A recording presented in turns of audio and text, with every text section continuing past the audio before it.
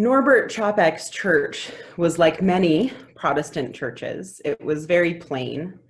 White walls, no stained glass windows, dinosaur or otherwise. It had a ceiling and a floor, regular windows, some walls, a door, some hard wooden chairs, but no adornments, nothing in particular to mark it as special, except the people who came to this unremarkable place every Sunday. It was those people that made it special. It was the people that made the community. Chopek had been ministering to his people for about 2 years. He'd written some songs for them to sing, and he spoke to them with his heart on Sundays. They would visit when the service was done. That was it. And then springtime came, and Chopek was moved by the life that blossomed all around them. After the rains had come the flowers, all over. And Chopek had an idea as he walked among the flowers one day. The next Sunday, he asked his people to bring items the following week. Flowers or branches, twigs, anything that struck them as beautiful, meaningful, important out in their natural world. No rules, just some piece of the riotous springtime in Czechoslovakia. That next Sunday, the people came with flowers and branches and twigs in hand, different sizes and colors and types from different places. They placed them into vases, and the plain white church glowed with color. And Chopek preached about the differences between us and the beauty we share, about what we build when we come together.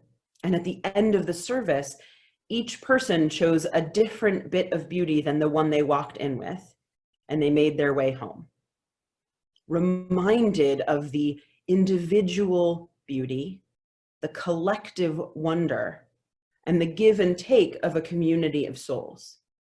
It was a communion of people and nature, and they repeated that ritual every year. This week, I read an amazing article. It was published in The Guardian. The writer, Rutger Bregman, is a journalist for De Correspondent and is the author of a book titled Utopia for Realists: The Case for a Universal Basic Income, Open Borders, and a 15-Hour Work Week. This particular piece in The Guardian was about Lord of the Flies. You may remember the book. Like me, you may have had to read it in middle school or high school. William Golding's debut novel, published in 1954, tells the story of a group of British schoolboys plane wrecked on an island. Before long, the boys, without adult supervision, give in to their basest urges, their darkest desires. They paint their faces, stop wearing clothes, they torture each other. By the time the book ends, 3 of the boys are dead.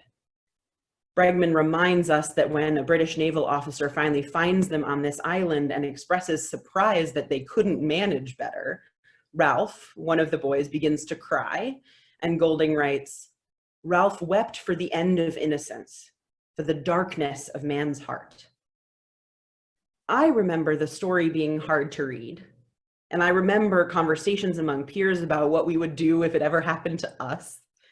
And of course, it prompted questions about whether or not humans are, at their core, selfish and unkind, self-serving, driven by fear and by pleasure. Bregman notes that this was the point, of course. Golding and others were asking these questions in the wake of World War II, and so too were youth coming of age in the shadow of unspeakable cruelty. But Bregman also reminds us Golding's story was just that. A story, meant to intrigue, meant to provoke thought, but it wasn't an account of reality. And Bregman, who is, as an adult, something more of an optimist about human nature, began to wonder, he writes, had anyone ever studied what real children would do if they found themselves alone on a deserted island? Bregman wrote an article, but none of the children he studied were actually marooned on an island. So he started to search in an attempt to find out if indeed it had ever happened. And as you might guess, it has. Bregman found a blog that mentioned 6 boys being shipwrecked off of Tonga. He tracked down the story, went to Australia, and learned the amazing details.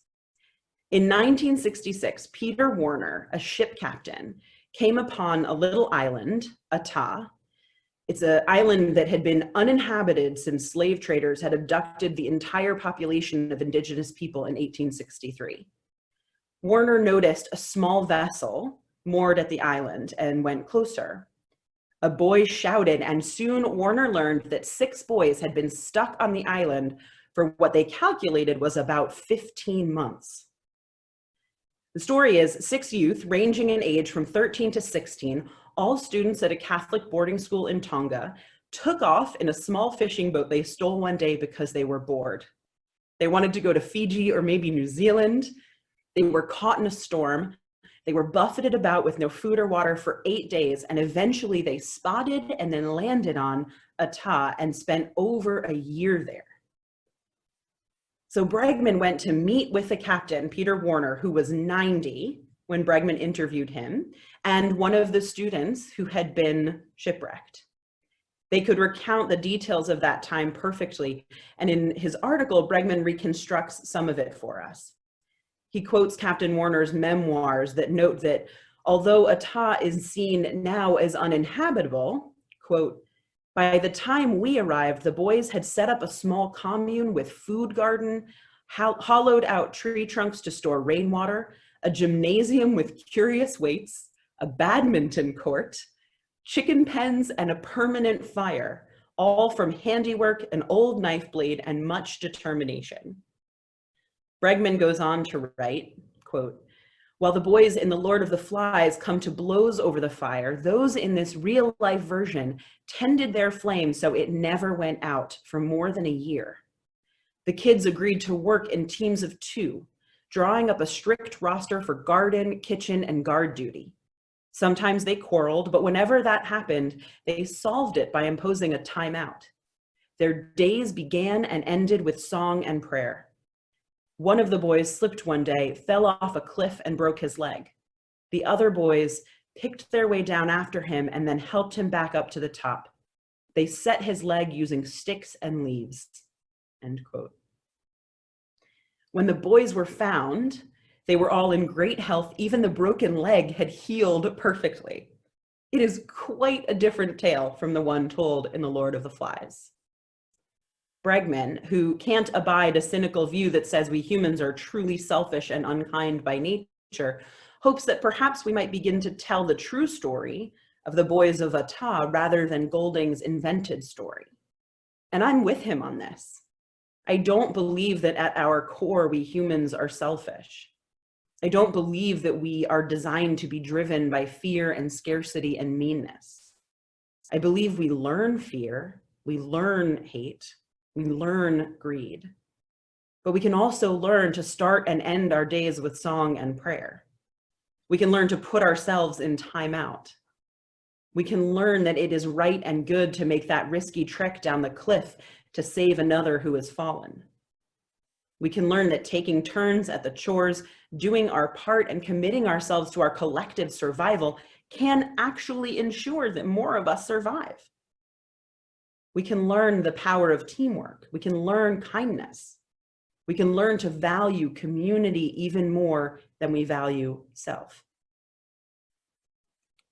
I mentioned at the beginning of the service that the flower communion was brought to this country during World War II by Chapek's wife, Maya.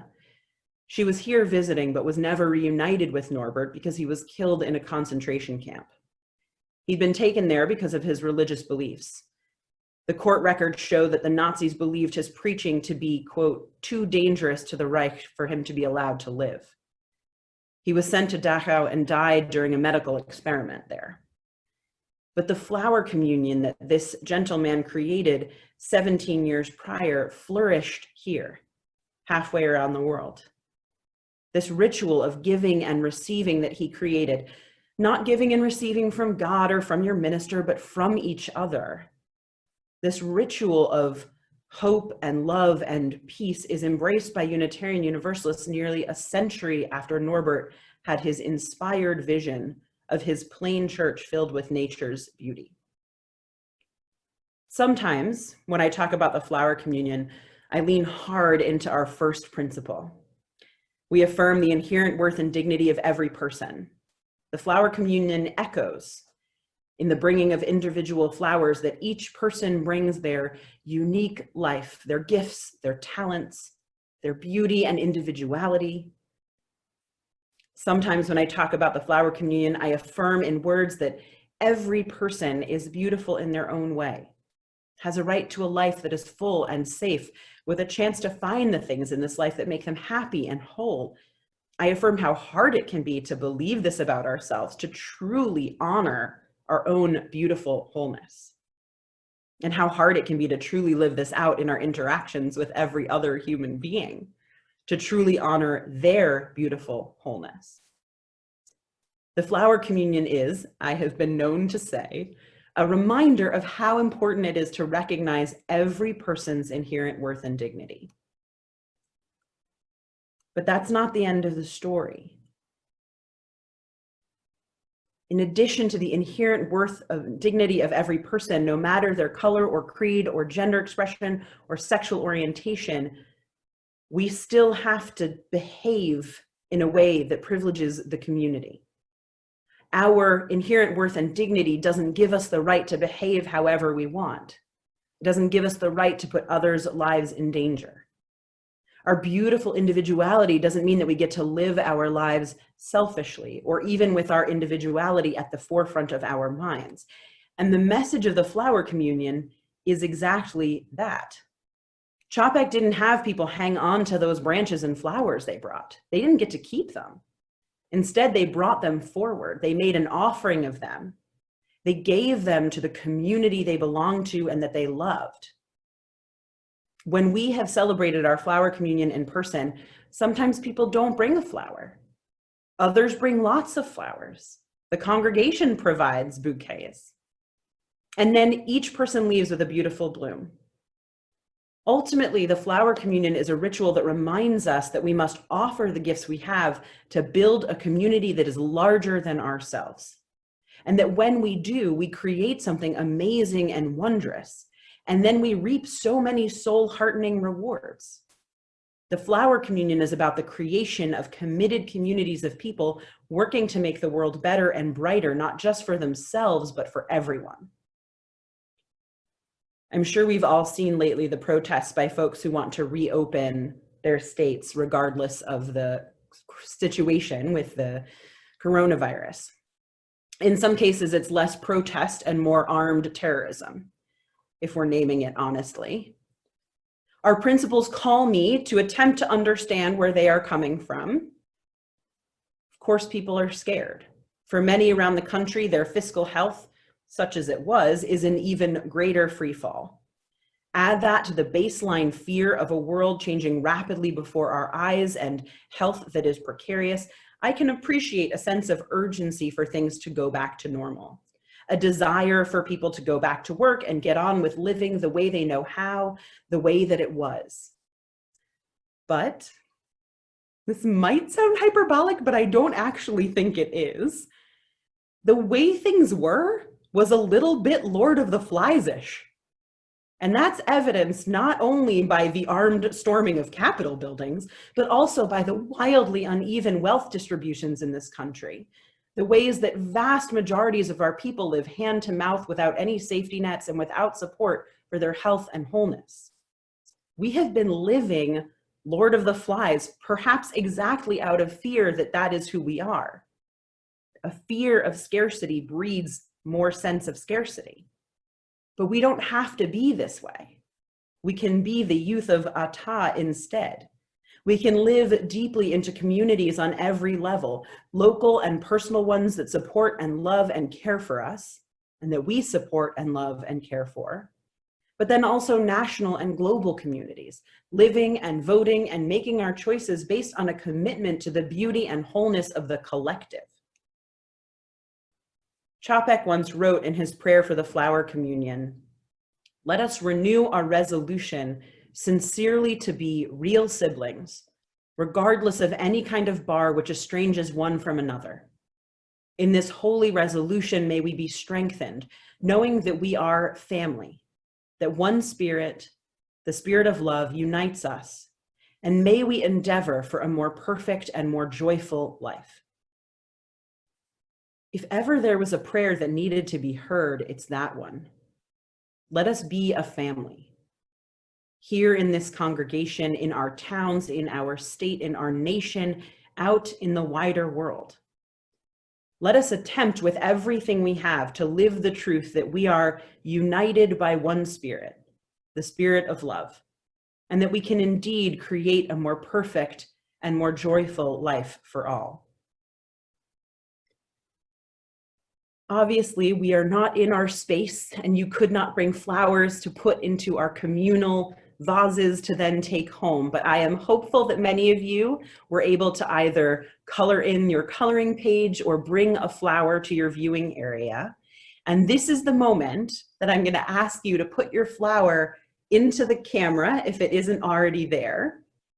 And I'm going to ask all of us to switch to gallery view if you are not already doing that, so that you can see as many of the beautiful flowers as possible. And I'll invite you to scroll through the gallery view. Guys, they're gorgeous. I'll invite you to scroll through your gallery view. Try to hold up and scroll at the same time so you can see them. Hopefully someone can get some screenshots of this too.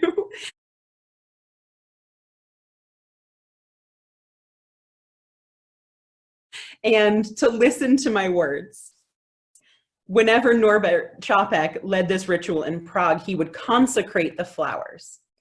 So today we're going to bless with words adapted from Čapek, our abundance of varied colors, shapes, sizes, and scents that together make one gorgeous image. So again, feel free to scroll through and look at all of the beautiful flowers while I say our words. Infinite Spirit of life, Spirit of peace, Spirit of love, we ask a blessing on these messengers of fellowship and love. May they remind us of the beauty of the earth, of the capacity for the cold and the dark to transform into the warmth and light, of what is possible in this glorious life. May they remind us to rejoice in our diversities of being, of knowledge and of gifts, but also may they remind us to be one in our desire for justice and in our affection for each other and for life. May they remind us of the value of friendship, of doing and sharing alike as we continue our journey of searching and learning. May we not let awareness of another's talents discourage us or sully our relationship, but may we realize that whatever we can do, great or small, the efforts of all of us are needed to do the work of love and justice in this world. May the flowers we brought and the beauty we have made remind us that we are part of communities larger than ourselves, that we can commit ourselves to the common good so that we all might thrive in a more joyful, just, and loving world. May it be so.